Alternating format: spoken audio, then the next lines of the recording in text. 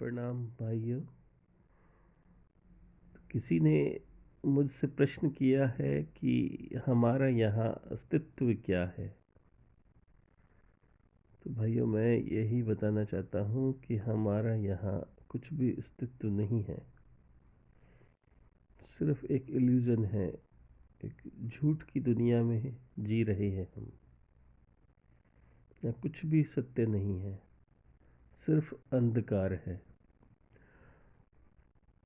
और ये जो अंधकार है और इसी में विद्यमान प्रकाश है।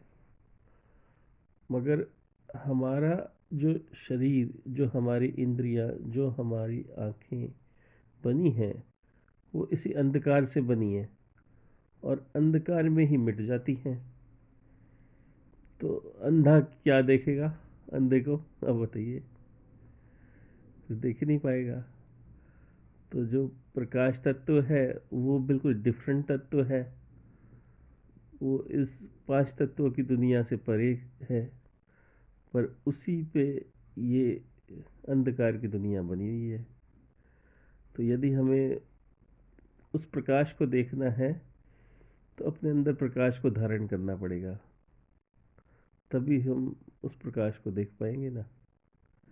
यानी कि हम अपने आत्मचक्षुओं से ही उसको देख सकते हैं, उस प्रकाश को धारण कर सकते हैं। तभी हमें पता चलेगा कि हम अंधकार में हैं। नहीं तो इस अंधकार की दुनिया में जीते हुए इस अंधकार को ही देखेंगे हम। सत्य का तो पता ही नहीं चलेगा कि सच्चाई क्या है। तो इसीलिए मैं कहता हूँ कि यहाँ हमारा कुछ भी अस्तित्व नहीं है। ये बड़े बड़े ब्रह्मांड, ये बड़ी बड़ी गैलेक्सियाँ, ये बड़े बड़े यूनिवर्स, इन सब का कुछ भी अस्तित्व नहीं है। सब एक गुब्बारे के अंदर बने हैं, मन के गुब्बारे में। ब्रह्मांड के मन में हम बने हैं और किसी के मन में ब्रह्मांड बने हैं। किसी मतलब क्या कह सकता, परमात्मा के मन में ब्रह्मांड। परमात्मा तो खैर गलत सोचते ही नहीं है। परमात्मा की आत्माएं हैं, बस उनके मन में न जाने कैसी कल्पनाएं हुई कि ये ब्रह्मांड बन गए। ब्रह्मांड भी एक इल्यूजन है। और उसके अंदर ये मनुष्य बन गए और सब कॉपी हो गया और मूल वतन भी बन गया, सतरज तम भी बन गया। सब इंद्रियां बन गई, महातत्व बन गया, सारे तत्व बन गए। सब इल्यूजन है, झूठ में बन गए, सब मन में बन गए। मन के अंदर मन बन गए। इंसान का जो मन है उससे परे जाइए आप, तो पता चलेगा हम क्या जी रहे हैं। मन के अंदर ही तो जी रहे हैं।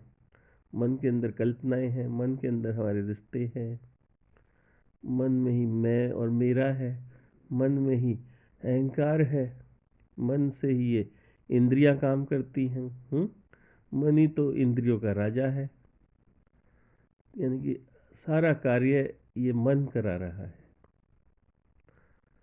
और मन से जो करवा रहा है या भोग रहा है या जो मजे ले रहा है मन के द्वारा, वही जीवात्मा है। और जीवात्मा भी कोई सत्य पुरुष नहीं है। वो भी एक प्रतिबिंब है आत्मा की। तो कभी कभी तो जीवात्मा ही खुद को मन सोचने लगती है कि मैं ही मन हूँ, जो है मैं ही हूँ। और मन सोचने लगता है कि मैं ही शरीर हूँ, यानी मैं ही हूँ। कितना बड़ा इल्यूजन है, कितनी बड़ी झूठ है। हम्म? और कितने बड़े ये झूठे रिश्ते हैं। यानी कि शरीर भी झूठा, काया भी झूठी, मन भी झूठा, और ये यहाँ की बुद्धि भी झूठी। और ये ब्रह्मांड भी झूठा। ये सब जो दिख रहा है पांच तत्वों का सब झूठा। क्योंकि झूठ ना होता तो मिटता नहीं। पल में तो ये मिट जाता है, पल में ये बदल जाता है। बताओ कौन सी चीज़ इस ब्रह्मांड में बदलती नहीं है? सब कुछ तो बदलता है, कभी मिट जाता है, कभी बन जाता है। सब छिला हुआ है। लोग भी यहाँ कभी आ जाते हैं तो कभी चले जाते हैं। कोई मर जाता है, कोई जन्म लेता है। तो भैया नित्य वही होता है, यानी कि सत्य वही होता है जो कभी नहीं बदलता, कभी नहीं बनता, कभी नहीं मिटता। वही सत्य है। तो सत्य सिर्फ एक है, परमात्मा। और सब जो भी सत्य है वो परमात्मा के अंदर ही है। और जो आत्मा कहते हैं वो परमात्मा का प्रकाश है। उस प्रकाश को ही तो जानना है। उस प्रकाश से ही परमात्मा को जाना जाता है। यानी कि उस प्रकाश से ही परमात्मा विद्यमान है, परमात्मा से ही वो प्रकाश विद्यमान है। तो दोनों एक दूसरे के पूरक है। तो यदि परमात्मा को जानना है तो अपने अंदर प्रकाश को लाना होगा, यानी सत्य की ओर जाना होगा। शुद्ध होना पड़ेगा, अपनी बुद्धि को शुद्ध करना पड़ेगा, मन को शुद्ध करना पड़ेगा, शरीर को शुद्ध करना पड़ेगा, अपने कार्य को शुद्ध करना पड़ेगा, अपने खान पान को शुद्ध करना पड़ेगा। कंप्लीट जब शुद्धता आएगी, पवित्रता आएगी, तभी तो सत्य को आप जान पाएंगे। क्यों? तो सत्य की धारणा वहीं होती है जहाँ पवित्रता होती है। तो पवित्रता आंतरिक मन से होती है। तो हमें सबसे पहले बुद्धि को शुद्ध करना पड़ेगा, आंतरिक मन को शुद्ध करना पड़ेगा। मन शुद्ध हुआ तो बुद्धि शुद्ध हुई, बुद्धि शुद्ध हुई तो इंद्रियां शुद्ध हुई, इंद्रियां शुद्ध हुई तो कार्य शुद्ध हुआ। जब कार्य शुद्ध होगा तो व्यवहार शुद्ध होगा, तो वाणी भी शुद्ध होगी, पवित्र होगी। व्यवहार में प्रेम आएगा। प्रेम ही तो अस्तित्व है हमारा। जब प्रेम आएगा तो प्रेम ही तो लाना है। प्रेम आया तो सब आया। और सब आया तो वो आया, वो मतलब परमात्मा। तो सत्य लोक को जानना है, सत्य को जानना है, तो भाइयों प्रेम लाना होगा। प्रेम ही तो लाना है। जब जन जन में प्रेम आएगा, तो एक खंड होगा, एक देश होगा, एक वाणी होगी, एक सोच होगी, एक धर्म होगा, एक जाति होगी, एक भाषा होगी, एकता आ जाएगी। तो एक में ही तो अनेक है। तो उस एक को ही तो जानना है। एक में ही तो सब समाया है, एक में ही सब कुछ है, एक से ही सब बना है, अनेक। तो एक से ही सब अनंत ब्रह्मांड बने, अनंत गैलेक्सियां बनी, अनंत यूनिवर्स बने, अनंत सृष्टि बनी, अनंत प्रजातियां बनी। अलग जीव, अनंत जीव जंतु बने, अनंत वृक्ष, पेड़, फल, अनंत ही अनंत है, इसका कोई अंत नहीं है। अनंत अनंत प्रजातियां हैं। तो सब अनंत चीजें इसमें से निकली है, एक में से निकली है। तो उस एक को तो जानना है। एक को जान गए तो वहीं पर महामृत्यु हो जाती है किसकी। शरीर भी मर जाता है और मन भी मर जाता है, और तुम अमर हो जाते हो। तो अमरता ऐसे मिलती है कि आप आत्मस्वरूप में आ जाओ। जैसे आत्मस्वरूप में आओगे तो समझ लो शरीर देहभान भी गया और मन भी गया। मन एक ऐसा गुब्बारा है, उसमें गुब्बारे में गुब्बारे हैं, सब फंसे हैं। अब देखिए ना, जैसे हमारा एक धरती है, वो भी एक गुब्बारे में फंसी है। उसके चारों तरफ एक सील लगा हुआ है। जैसे हम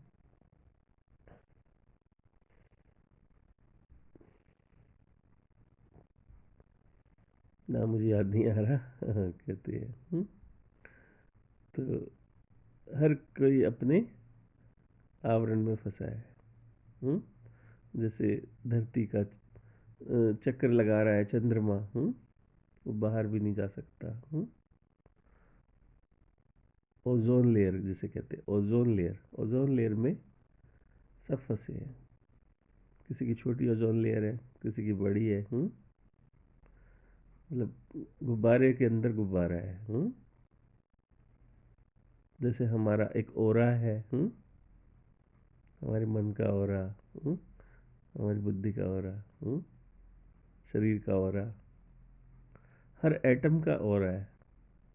जितने भी छोटे से छोटे एटम हैं, मॉलिक्यूल्स हैं, जितने भी कण हैं, हर किसी का एक ओरा है, दायरा है। ये ओरा 3 तत्वों का होता है। इस ओरे को जानना है आपने।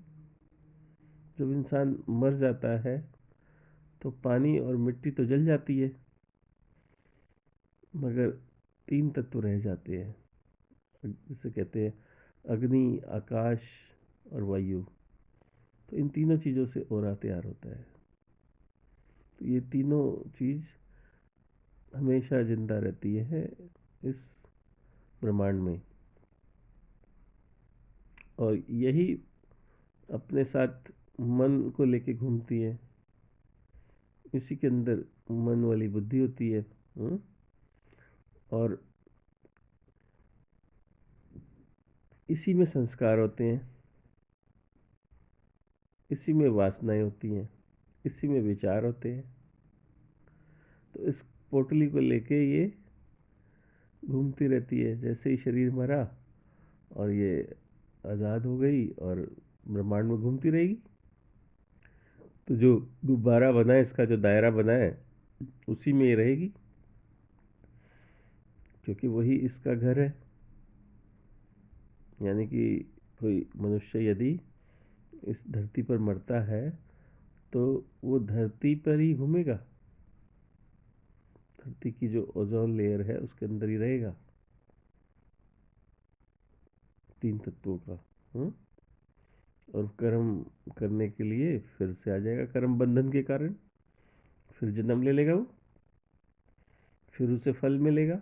जो कर्म उसने किया है उसका फल भी तो भोगेगा ना। जो अकाउंट उसने बनाया है वो पूरा करने के लिए फिर आ जाएगा, वो अपने ही कुल में जन्म ले लेगा, या जिससे उसका संबंध है, लेन देन करना है, वहाँ उसका जन्म हो जाएगा। तो जन्म मरण, जन्म मरण, जन्म मरण, ये चलता ही रहेगा जब तक ये ब्रह्मांड है।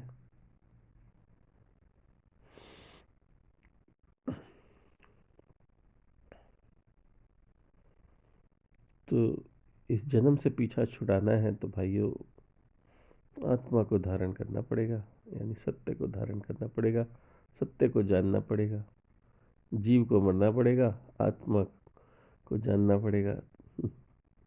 तो यहाँ जो पूरा जगत है, इसको जीव सृष्टि कहती है। इस जीव सृष्टि में सब जितने भी यहाँ जन्म लेते हैं और मृत्यु को प्राप्त करते हैं, सब जीव हैं। क्योंकि आत्मा तो अमर है, वो तो नित्य है, वो जन्म नहीं लेती है, ना वो मरती है, ना उसे कोई काट सकता है, ना कोई जला सकता है।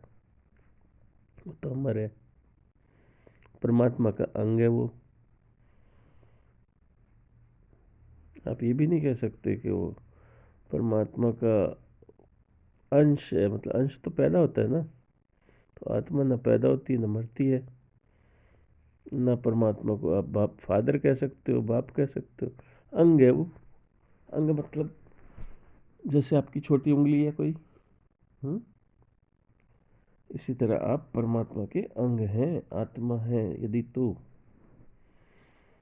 और आत्मा बदलती नहीं है, लेकिन यह इंसान तो पल पल बदलता है। फिर आत्मा तो नहीं हुई ना। और जीवात्मा है। जीवात्मा क्या होती है? आत्मा का प्रतिबिंब है, आत्मा के जैसा है, प्रतिबिंब है। उसने मन को धारण किया हुआ है, और मन ने बुद्धि को, बुद्धि ने इंद्रियों को, इंद्रियों ने शरीर को। तो हमें शरीर से परे जाना है, बुद्धि से परे, मन से परे, अपने कारण से परे। कारण कौन है? हमारा मूल कारण क्या है? सतरजतम।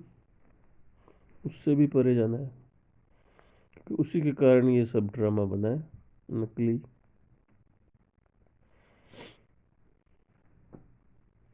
ये सब खेल खेलने के लिए एक दिखावा, एक इल्यूजन है। तो इसे सिर्फ खेल की तरह समझो इस जीवन को। इतना सीरियस ना हो कि इसमें इतना दुखी नहीं होना चाहिए, रोना नहीं चाहिए। इसको खेल समझना चाहिए। टाइम पास करो, मस्ती करो, ऐश करो, सुख भोगो। ना कर्म बंधन बनाओ, ना किसी को दुखी करो। ना किसी से छीन झपट करो, ना झूठ बोलो, ना पाप करो। सत्यवादी बन के मजे करो। मजे करने आए हो, मजे करो। अगर आपका यहाँ जन्म हुआ है तो खुश खुश रहो, खुश रखो, खुशियाँ बांटो, खुश रहो। जो कुछ भी है सब तुम्हारा ही तो है। उसको बांटते क्यों? कोई धर्मों में बांट देता है, कोई जातियों में बांट देता है, कोई नाम में बांट देता है, कोई रूप में बांट देता है, कोई गंध में बांट देता है, कोई दिखावे में। तो भाइयों, इससे बाहर निकलो। ध्यान में भी यदि कुछ लाना है तो रूप से परे लाओ, रंग से परे लाओ, गंध से परे, रस से परे, स्पर्श से परे। ये जो प्रकृति है ना, ये बनी ही रूप, रंग, स्पर्श, गंध,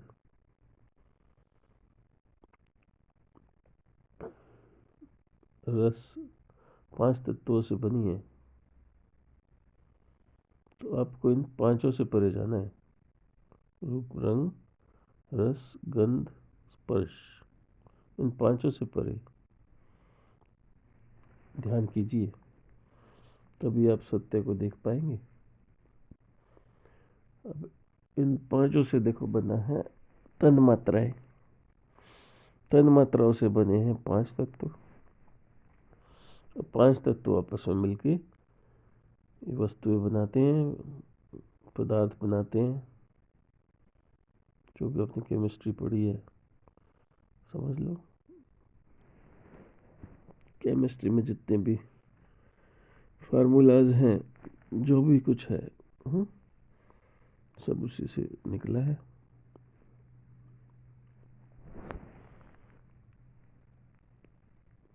तो भाइयों, जानो, जानना ही ज्ञान है।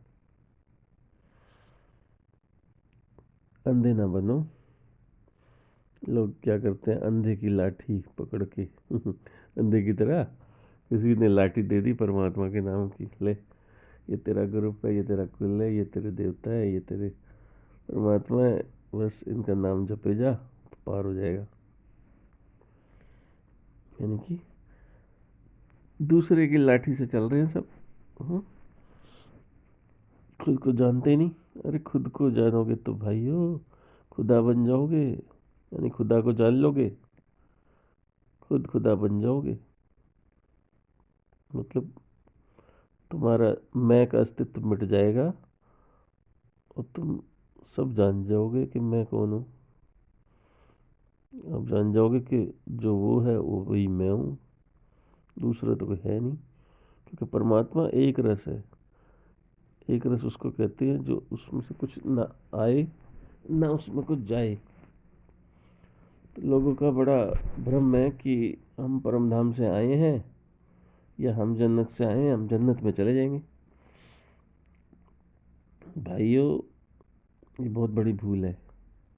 परमात्मा के घर से ना कोई आता है ना कोई जाता है, क्योंकि परमात्मा एक रस है। एक रस उसको कहते हैं जिसमें से एक कण भी ना निकले और एक कण भी ना उसमें जाए।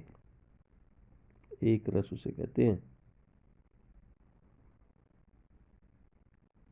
तो ये भ्रम है कि हम आए हैं और चले जाएंगे। कोई नहीं आया, कोई नहीं गया, ये सब मन का खेल है।